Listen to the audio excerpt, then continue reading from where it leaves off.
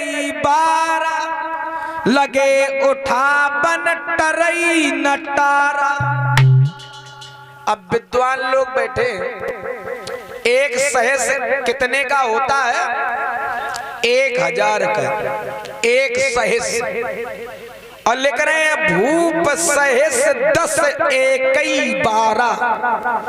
10,000 राजा लग गए तो फिर 20,000 हाथ तो हो गए। भरपूर ताकत लगाई जा रही है, लेकिन धनुष हिलाने से नहीं हिल रहा।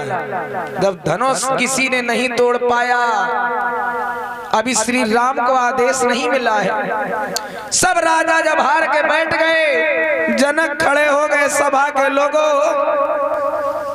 अगर मैं ऐसा जानता कि धनुष किसी से नहीं टूटेगा तो हम इतनी बड़ी प्रतिज्ञा ना लेते। महाराज जनक रोने लगे। अरे सभा के लोगों,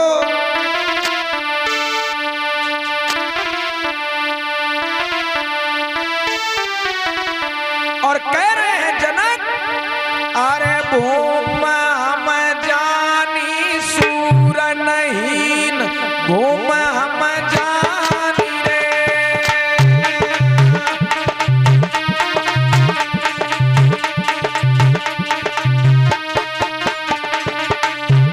भूम हम जानी सूर नहीं, भूम हम जानी रे।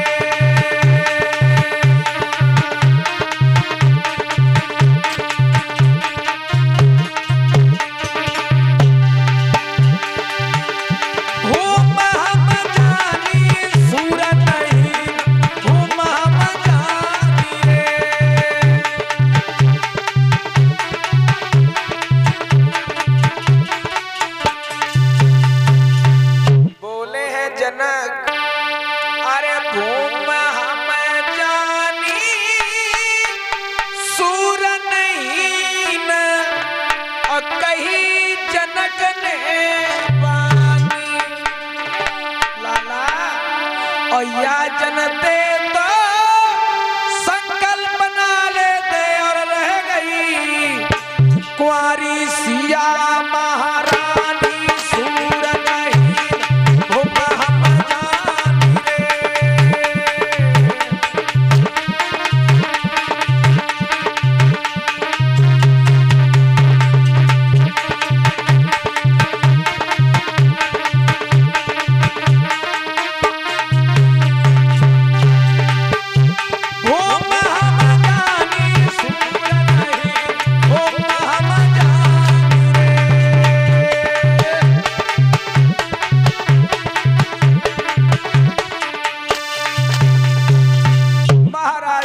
जब सभा में रोए। आज पता चला कि पृथ्वी में कोई सूरवीर नहीं बचा। आज पता चला पृथ्वी क्षत्रियों से खाली हो गई। तो ये बात लक्ष्मण को अच्छी नहीं लगी, खड़े हो गए। अच्छा, लक्ष्मण क्यों खड़े हुए? असली सूरवीर मर सकता है, लेकिन इस प्रकार की बात सहन नहीं कर सकता। लक्ष्मण ने खड़े होकर कहा कि अरे जनक, क्या कह रहे हो? अरे धनुष तो बहुत छोटी बात है, अगर गुरु का हम आदेश पा जाए तो भूमंडल को हम गेंद की तरह उछाल के फेंक दें। क्या कह रहा? पृथ्वी में कोई छतरी नहीं रहा है? सुनो, अरे धनुष क्या है? बोले हैं लक्ष्मण,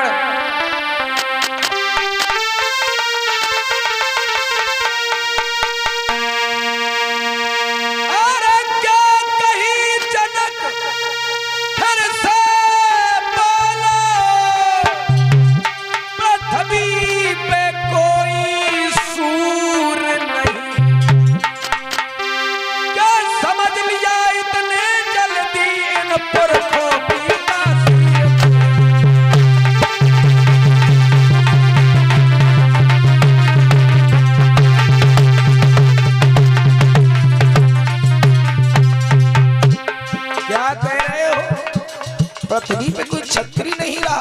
सुनो,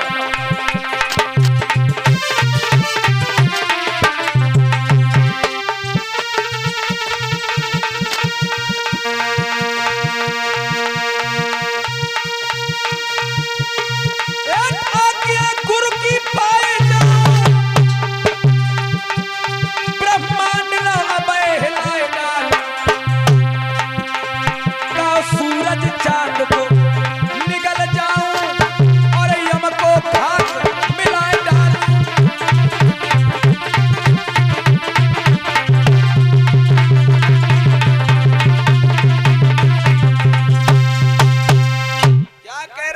पृथ्वी पे कोई क्षत्रिय नहीं रहा।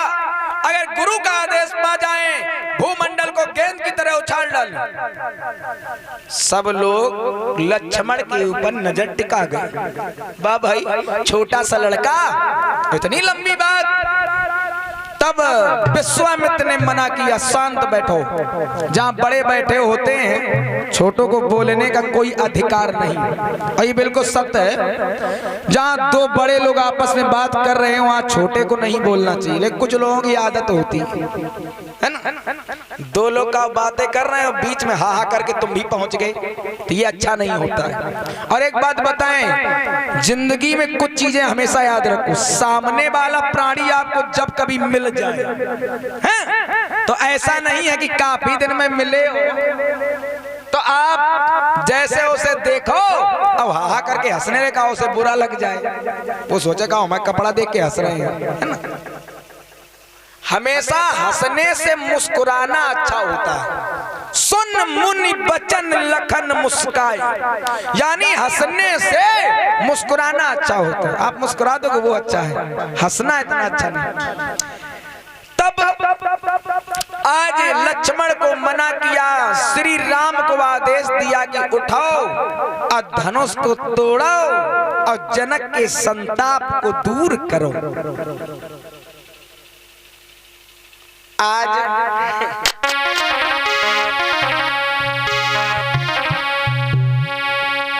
कहा तो भगवान श्री राम चले, उठे तो कुछ राजा कान लगे अब चिड़िया चली पहाड़ उठाने। अच्छा, इन्हें के पता पली जी ये परमात्मा है। भगवान श्री राम आगे बढ़े, सीता जी ने देखा कि श्री राम आ रहे हैं, तो आज उसी समय सीता जी ने आज भगवान भोले बाबा से कहा, भगवान अपने धनुष को थोड़ा हल्का करिएगा। राम जी आगे बढ़े, पता है क्या किया राम जी ने? पहले धनुष को आज नमन किया है। देखो, नम्रता और सरलता जीवन में सबको जिता देती है। इतने राजा गए लेकिन किसी ने धनुष को नमन नहीं किया। श्री राम ने जाके पहले धनुष को नमन किया है। जीवन में किसी से कुछ पाना है तो राम जी के चरित्र को देखो, पढ़ो आप। राम जी की सरलता देखो आप, राम जी की नम्रता देखो आप। धनुष को नमन करने के उपरांत इतने राजा गए, सब घमंड में गए, किसी ने धनुष को सर नहीं झुकाया। और जीवन में किसी से अगर कुछ पाना है तो बाप बन के नहीं, बेटा बन के पाओ। बाप बनोगे तो कुछ नहीं मिलेगा, मारे जाओगे, भगा दिए जाओगे। कुछ पाना है तो बेटा बनो। जीवन में जहां झुक जाओगे वहां पे आप बहुत कुछ पा जाओगे, और जहां झुकोगे नहीं वहां कुछ मिलेगा नहीं। सीधी बात बताएं आपको, प्रमाण आपने देखा होगा, जितने सीधे वृक्ष होते हैं, अकड़ के जो खड़े होते हैं